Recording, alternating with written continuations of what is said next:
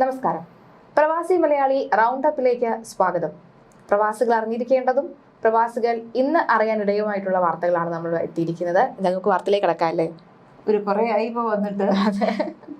പ്രവാസികളെ മിസ് ചെയ്യുന്നുണ്ടോ ആവോ? നമുക്കെന്താ തുടങ്ങാം വാർത്തയിലേക്ക്. ഇന്ന് ആദ്യം തന്നെ നമുക്ക് ഈ കാലാവസ്ഥയുമായി ബന്ധപ്പെട്ട പ്രകൃതി അങ്ങ് വല്ലാണ്ട് മാറിയിരിക്കുകയാണല്ലോ. ഭൂചലനം വളരെ കുറവുള്ള ഒരു നാടാണല്ലോ ഗൾഫ് മേഖല. പക്ഷെ ഇപ്പോൾ 2.6 ഹിക്ടർ സ്കെയിലിൽ രേഖപ്പെടുത്തുന്ന ഭൂചലനം ഉണ്ടാകുന്ന വാർത്തയാണ് ആദ്യത്തേതല്ലേ. നമുക്ക് നോക്കാവുന്ന വാർത്ത. UAE വടക്കൻ മേഖലകളിൽ നേരിയ ഭൂചലനം അനുഭവപ്പെട്ടു. ഒമാന്റെ ഭാഗമായ മുസന്തത്തിന് തെക്കുഭാഗത്തായി ഇന്ന് ഞായറാഴ്ച പുലർച്ചെയാണ് റിക്ടർ സ്കെയിലിൽ 2.9 തീവ്രത രേഖപ്പെടുത്തിയ ഭൂചലനം ഉണ്ടായത്. UAE സമയം പുലർച്ചെ 4:44 സംഭവം. ഭൂമിക്കടിയിൽ 5 കിലോമീറ്റർ ആഴത്തിലാണ് ഭൂചലനത്തിന്റെ പ്രഭവ കേന്ദ്രമെന്ന് ദേശീയ കാലാവസ്ഥാ നിരീക്ഷണ കേന്ദ്രം NCM അറിയിച്ചു. UAE താമസക്കാർക്ക് നേരിയ തോതിൽ കുലുക്കം അനുഭവപ്പെട്ടുവെങ്കിലും രാജ്യത്തെവിടെയും നാശനഷ്ടങ്ങളോ മറ്റ് പ്രത്യാഘാതങ്ങളോ റിപ്പോർട്ട് ചെയ്തിട്ടില്ല. ഒമാന്റെ ഭരണ നിയന്ത്രണത്തിലുള്ള മുസന്തം മേഖല UAE റാസൽ ഖൈമ, ദിബ്ബ തുടങ്ങിയ പ്രദേശങ്ങളുമായി അതിർത്തി പങ്കിടുന്ന ഇടമാണ്. കഴിഞ്ഞ നവംബറിൽ ഇതേ മേഖലയിൽ 4.6 തീവ്രതയുള്ള ഭൂചലനം ഉണ്ടായപ്പോഴും UAE പ്രകമ്പനം അനുഭവപ്പെട്ടിരുന്നു. ഇതിനു പുറമെ ഡിസംബറിൽ സൗദിയിലും ബഹ്റൈനിലും ചെറിയ ഭൂചലനങ്ങൾ റിപ്പോർട്ട് ചെയ്തു. ലോകത്തിലെ ഏറ്റവും സജീവമായ ഭൂകമ്പ മേഖലകളിൽ ഒന്നായ ഇറാനിലെയും ഇറാഖിലെയും സഗ്രോസ് പർവ്വതനിരകളോട് ചേർന്ന് കിടക്കുന്നതാണ് UAE പ്രകമ്പനങ്ങൾ അനുഭവപ്പെടാൻ പ്രധാന കാരണമെന്ന് വിദഗ്ധർ ചൂണ്ടിക്കാട്ടുന്നു. 100 കണക്കിന് കിലോമീറ്റർ അകലെയാണ് ഭൂചലനം ഉണ്ടാകുന്നതെങ്കിലും വടക്കൻ എമിറേറ്റുകളിൽ ഇതിന്റെ തുടർച്ചയായ നേരിയ ചലനങ്ങൾ പ്രകടമാകാറുണ്ട്. മറ്റൊരു വാർത്ത കൂടി നോക്കുകയാണെങ്കിൽ, കെട്ടിടങ്ങൾക്കുള്ളിലെ വായു നിലവാരം നിരീക്ഷിക്കുന്നതിനായി സ്മാർട്ട് സംവിധാനം ഹവാഗം പുറത്തിറക്കി അബുദാബി പബ്ലിക് ഹെൽത്ത് സെന്റർ.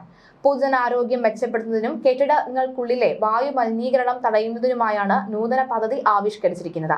അത്യാധുനിക സെൻസറുകൾ ഉപയോഗിച്ച് കെട്ടിടങ്ങൾക്കുള്ളിലെ വായുവിന്റെ ഗുണനിലവാരം തത്സമയം പരിശോധിക്കാൻ ഇതിലൂടെ സാധിക്കുമെന്നതാണ് പ്രത്യേകത. സ്കൂളുകൾ, ഓഫീസുകൾ, താമസ സ്ഥലങ്ങൾ എന്നിവിടങ്ങളിൽ ഈ ഉപകരണം ഘടിപ്പിക്കും. സെൻസറുകൾ ശേഖരിക്കുന്ന വിവരങ്ങൾ ഉടൻ ഡിജിറ്റൽ ഡാഷ്ബോർഡിലേക്ക് അയക്കും. വിദഗ്ധർക്ക് ഈ ഡേറ്റ വിശകലനം ചെയ്ത് ആവശ്യമായ നടപടികൾ സ്വീകരിക്കാം. വായു നിലവാരം കുറയുന്നത് ശ്രദ്ധയിൽപ്പെട്ടാൽ ഉടൻ വേണ്ട നടപടികൾ സ്വീകരിക്കാം. ശ്വസന സംബന്ധമായ ആരോഗ്യ പ്രശ്നങ്ങൾ കുറയ്ക്കാനും ഇത് സഹായിക്കും. UAE national air quality agenda 2031 ലക്ഷ്യത്തിലേക്കുള്ള പ്രധാന ചുവടുവെപ്പാണ് ഇത്.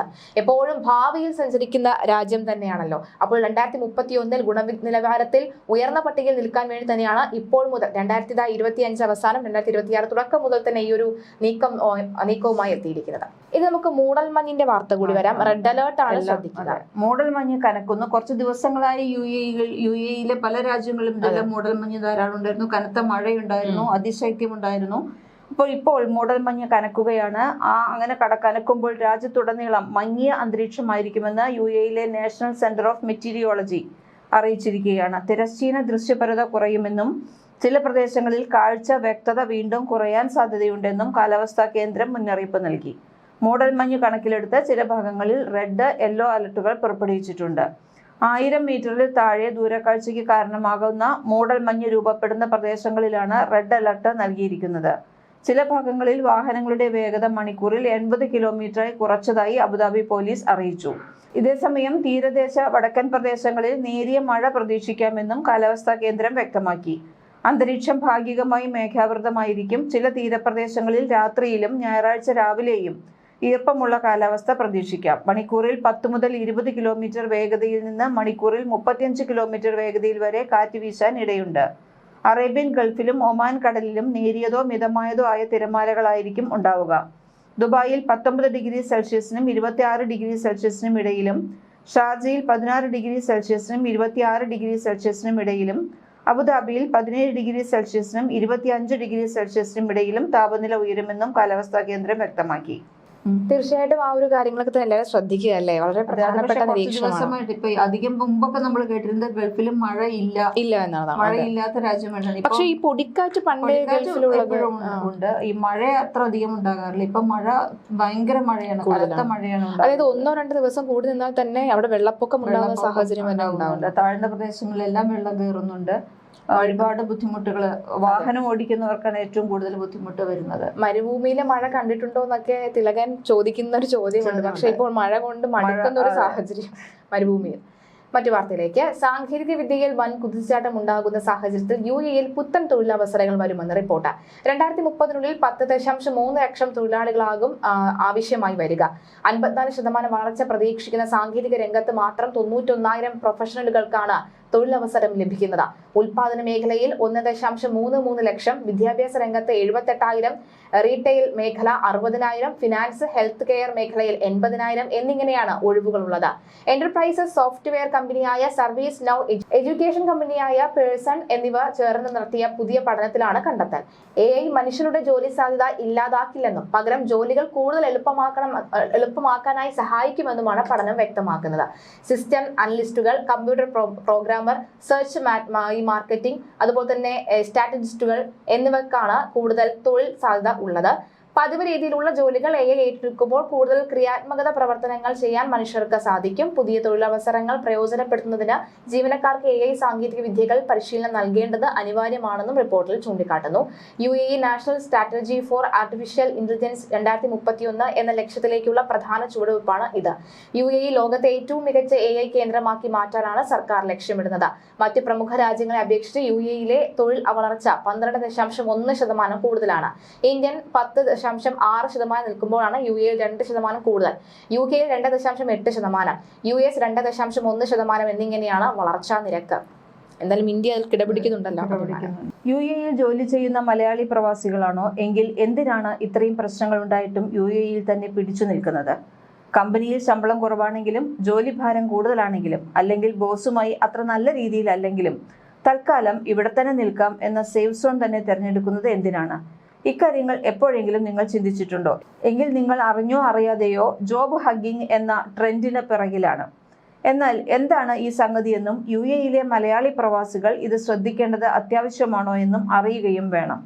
ജോബ് ഹഗ്ഗിംഗ് എന്നത് നിലവിലെ ജോലി അത്ര തൃപ്തികരമല്ലെങ്കിൽ പോലും തൊഴിലിടത്തിലെ ചില പ്രശ്നങ്ങൾ ഭയന്ന് ആ ജോലിയെ മുറുകെ പിടിക്കുന്നതിനെയാണ് ജോബ് ഹഗ്ഗിംഗ് എന്ന് വിളിക്കുന്നത്.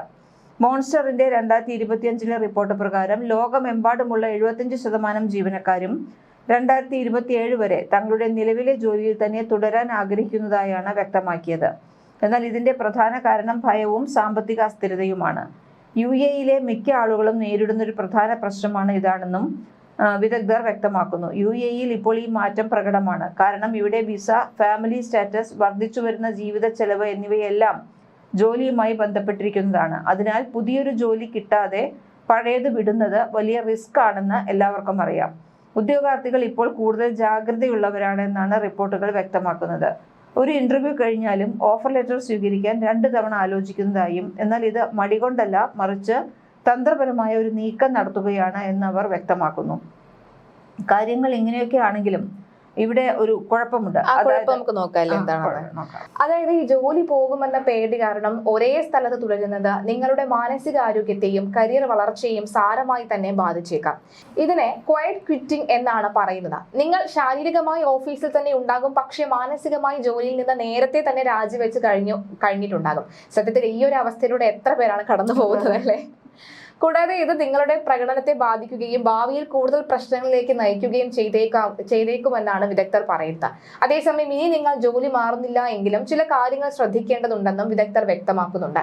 അതായത് പുതിയ കാര്യങ്ങൾ അവിടെ നിന്ന് പഠിക്കുകയും നല്ല ബന്ധങ്ങൾ ഉണ്ടാക്കിയെടുക്കുകയും വേണം. അത് എപ്പോഴും ഒരു സേഫ്റ്റി നെറ്റ് നിങ്ങൾക്ക് നൽകുന്നു. മാത്രമല്ല നമ്മുടെ ഒരു അറ്റ്മോസ്ഫിയർ തന്നെ ഒന്ന് മാറ്റിക്കഴിഞ്ഞാൽ തന്നെ നമുക്കൊരു നമ്മുടെ വർക്കിനെ തന്നെ കൂടുതൽ അത് എഫക്റ്റീവായിട്ട് ചെയ്യും എന്നുള്ളതാണ് നമ്മൾ അറിയേണ്ടത്. അങ്ങനെ പരീക്ഷിച്ച പലരും നമുക്കിടയിലുണ്ട് അല്ലേ? മറ്റു വാർത്തയിലേക്ക് കൂടി നോക്കാം. UAE-യിലെ മലയാളി പ്രവാസികളെ സംബന്ധിച്ചിടത്തോളം ഏറ്റവും വലിയ വെല്ലുവിളികളിൽ ഒന്നാണ് നാട്ടിലേക്കുള്ള വിമാന ടിക്കറ്റ് നിരക്ക് ഉയരുന്നത്. ഓണം, വിഷു, പെരുന്നാൾ, ക്രിസ്മസ്, പുതുവത്സരം തുടങ്ങിയ ആഘോഷവേളകളിലും അവധിക്കാലത്തും സാധാരണ നിരക്കിനേക്കാൾ 4 ഇരട്ടി വരെ തുക നൽകേണ്ടി വരുന്നത് പ്രവാസി കുടുംബങ്ങളുടെ ബജറ്റിനെ സാരമായി ബാധിക്കുന്നു. എന്നാൽ ഈ മേഖലയിലെ കുത്തകകൾക്ക് വെല്ലുവിളിയായി 2 പുതിയ വിമാന കമ്പനികൾക്ക് കൂടി ഇന്ത്യൻ സിവിൽ ഏവിയേഷൻ മന്ത്രാലയം NOC നൽകിയിരിക്കുന്നത് വലിയ പ്രതീക്ഷയാണ് പ്രവാസികൾക്ക് നൽകുന്നത്. കേരളം ആസ്ഥാനമായി പ്രവർത്തിക്കുന്ന പ്രമുഖ ട്രാവൽ ഗ്രൂപ്പായ അൽഹിന്ദ് ആണ് ഈ വിമാന കമ്പനിയുടെ പിന്നിൽ. കൊച്ചി കേന്ദ്രമാക്കി സർവീസ് തുടങ്ങാനിരിക്കുന്ന ഈ എയർലൈൻ പ്രവാസികൾക്ക് വലിയ ആശ്വാസമാകുമെന്നാണ് പ്രതീക്ഷിക്കുന്നത്. തുടക്കത്തിൽ ആഭ്യന്തര സർവീസുകൾ നടത്തുമെങ്കിലും വൈകാതെ തന്നെ UAE ഉൾപ്പെടെയുള്ള ഗൾഫ് രാജ്യങ്ങളിലേക്ക് അന്താരാഷ്ട്ര സർവീസുകൾ ആരംഭിക്കാനാണ് ഇവരുടെ പ്രധാന ലക്ഷ്യം. കൂടാതെ ഹൈദരാബാദ് കേന്ദ്രമാക്കി പ്രവർത്തിക്കുന്ന ഫ്ലൈ എക്സ്പ്രസ് വിമാന കമ്പനിയും പ്രവർത്തനാനുമതി ലഭിച്ചതോടെ വിപണിയിൽ സജീവമാകാൻ ഒരുങ്ങുകയാണ്. കൂടാതെ ഉത്തർപ്രദേശ് ആസ്ഥാനമായുള്ള ശംഖ് എയർ എന്ന കമ്പനിയും 2026ഓടെ നിരത്തിലിറങ്ങാൻ സാധ്യതയുള്ളതായ ചില സൂചനകൾ നൽകുന്നു. നിലവിൽ നിരവധി ഫ്ലൈറ്റുകൾ വൈകുന്നതും റദ്ദാക്കുന്നതും കാരണം പുതിയ വിമാന കമ്പനികൾ വരുന്നതോടെ വിപണിയിൽ മത്സരം വർദ്ധിക്കുമെന്നത് ഉറപ്പാണ്. എന്നാൽ ഇത് ടിക്കറ്റ് നിരക്കിനെ എങ്ങനെ ബാധിക്കുമെന്നതും പ്രവാസികൾ ശ്രദ്ധിക്കണം. അതായത് കൂടുതൽ വിമാനങ്ങൾ സർവീസ് നടത്തുന്നതോടെ ലഭ്യമായ സീറ്റുകളുടെ എണ്ണം കൂടുമെന്നാണ് ട്രാവൽ ഏജൻസികൾ വ്യക്തമാക്കുന്നത്. ഇത് സ്വാഭാവികമായും വിമാന കമ്പനികൾ തമ്മിലുള്ള മത്സരത്തിന് വഴിവെക്കുകയും ടിക്കറ്റ് നിരക്ക് കുറയാൻ കാരണമാവുകയും ചെയ്യും. നിലവിൽ ഇൻഡിഗോ, എയർ ഇന്ത്യ എക്സ്പ്രസ് തുടങ്ങിയ ചില വിമാന കമ്പനികൾ മാത്രമാണ് ഈ റൂട്ടിൽ സജീവമായത്. ഇൻഡിഗോ പോലെയുള്ള കമ്പനികളിൽ ഉണ്ടാകുന്ന ചെറിയ തടസ്സങ്ങൾ പോലും നിരക്ക് 30% വരെ ഉയരാൻ കാരണമാകുന്നതായും വിദഗ്ധർ പറയുന്നു.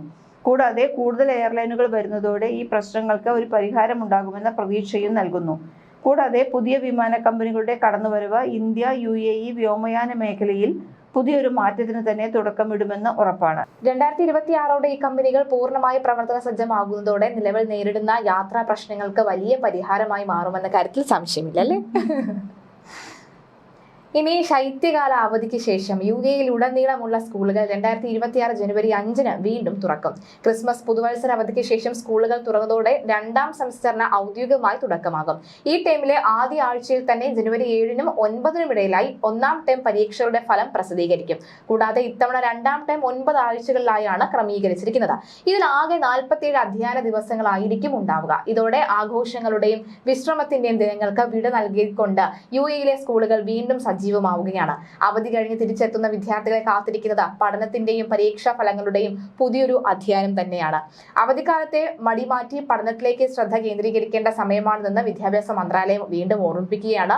കൂടാതെ അടുത്ത ടേമിൽ 47 അധ്യയന ദിവസങ്ങൾ എന്നത് കുറവായതിനാൽ ഓരോ ദിവസവും ഏറെ വിലപ്പെട്ടതാണെന്നും അറിയിച്ചിട്ടുണ്ട്. ചെറിയ കുട്ടികളെ സംബന്ധിച്ച് സ്കൂളുകൾ തുറക്കുന്ന ആദ്യ ആഴ്ച തന്നെ ഏറെ നിർണായകമാണ്. ദീർഘകാലത്തെ അവധിക്ക് ശേഷം സ്കൂളിലേക്ക് പോകുന്നതിനാൽ മിക്ക കുട്ടികൾക്കും മടിയുണ്ടാകും. അതേസമയം പരീക്ഷാഫലം കൂടെ പ്രസിദ്ധീകരിക്കുന്നതോടുകൂടി കുട്ടികളുടെ പ്രകടനം വിലയിരുത്താനും പോരായ്മകൾ പരിഹരിച്ച് 2ാം ടേമിൽ കൂടുതൽ ശ്രദ്ധ നൽകാൻ അധ്യാപകരും രക്ഷിതാക്കളും ശ്രദ്ധിക്കണമെന്നും അറിയിച്ചു. പഠനത്തിനിടയിലും കുട്ടികൾക്ക് ആശ്വാസമായി അടുത്ത അവധിയും ഇത്തവണ നേരത്തെ തന്നെയുണ്ട്. മാർച്ച് 16 മുതൽ 29 വരെയാണ് വസന്തകാല അവധി നൽകാൻ തീരുമാനിച്ചത്. കൂടാതെ ഈദ് അൽ ഫിത്തർ ആഘോഷങ്ങളും ഇതിനോടൊപ്പം വരുന്നതിനാൽ കൂടുതൽ അവധി ലഭിക്കാനും സാധ്യത ഏറെയാണ്. കേരളത്തിലെ അവസ്ഥയും അത് തന്നെയാണ്. അവധി കഴിഞ്ഞ് ചെല്ലുമ്പോൾ എല്ലാവർക്കും ചൂടോടുകൂടി തന്നെ സമ്മാനം കിട്ടും, അതായത് റിസൾട്ട് കിട്ടും. ആ റിസൾട്ട് വന്നതിന് ശേഷം ഈ മടിയൊക്കെ മാറ്റി വീണ്ടും പഠിക്കാനുള്ള ഒരു ആവേശവും കൂടിയാണ്. 47 ദിവസം എടുത്ത അധ്യയന വർഷമുള്ളൂ. അതെ, തീർച്ചയായിട്ടും അത് പറഞ്ഞതുപോലെ തന്നെ മന്ത്രാലയം പറഞ്ഞ പോലെ തന്നെ ഓരോ ദിവസവും വളരെ പ്രധാനപ്പെട്ടതാണ്. പഠിത്തം മാത്രമാണ് നമ്മുടെ ജീവിതത്തിലെ ഏക ഒരു എന്താണ് പറയുന്നത്, രക്ഷപ്പെടാനുള്ള മാർഗം. തീർച്ചയായും ആ രക്ഷപ്പെടാൻ മാർഗത്തിൽ പിടിച്ചു കയറുക, അത്രേ പറയാനുള്ളൂ. എന്തായാലും മറ്റു വിശേഷങ്ങളുമായി അടുത്ത ദിവസം കാണാം. നമസ്കാരം.